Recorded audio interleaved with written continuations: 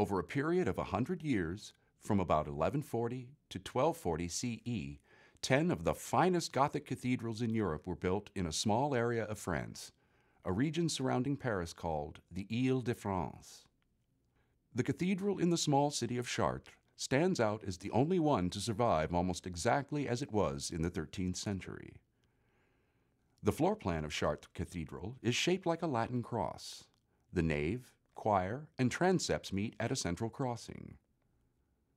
Like other Gothic cathedrals, Chartres used architectural innovations to create a building of a kind never seen before. These new techniques made possible a cathedral 509 feet long, with a nave 121 feet tall, and towers 351 and 377 feet high. The cathedral as we know it today replaced an earlier church that burned down in 1194. Only the porch of the west front of the older building survived the fire. This is fortunate, since it preserved the superb 12th century column statues of the royal portal and elaborately carved entrance. The sculptures added during the 13th century reconstruction gave Chartres an exceptionally fine collection of Gothic statuary. In Gothic cathedrals, 3 pairs of pointed arches are arranged to form a structure called a rib vault. These vaults were able to create an interior much more spacious than that of earlier buildings, and also gave worshippers the impression of great height. The arches seemed to soar toward heaven itself. In a stone building constructed with rib vaults, the immense weight of the stone pushed down and outwards.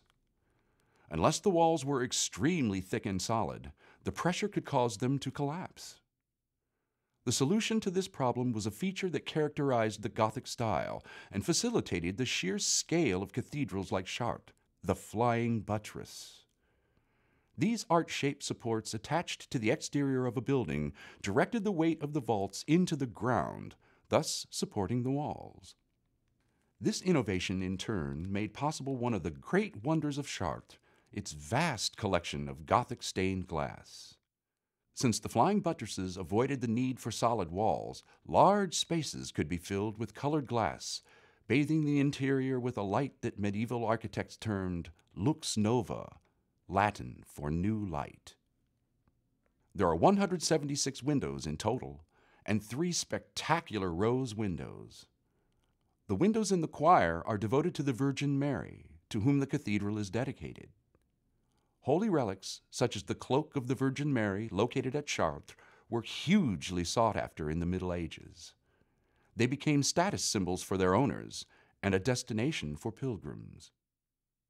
During the 1940s, all of the stained glass was removed from the cathedral to ensure the safety of the windows from World War II bombs. A photograph taken at the time reveals a somber contrast with the medieval lux nova. Chartres was an important pilgrimage site.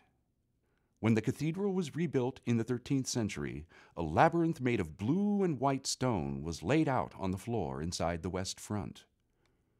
Such mazes were popular in pilgrimage churches from the end of the 12th century. Those who were not able to undertake the long pilgrimage to the Holy Land could instead trace the labyrinth on their knees. In the case of Chartres, this was a distance of 965 feet.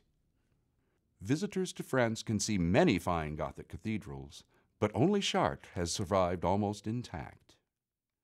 Entering the cathedral still provides a vivid impression of the awe felt by medieval pilgrims as they experienced an interior lit by celestial light, filtered through the stained glass windows.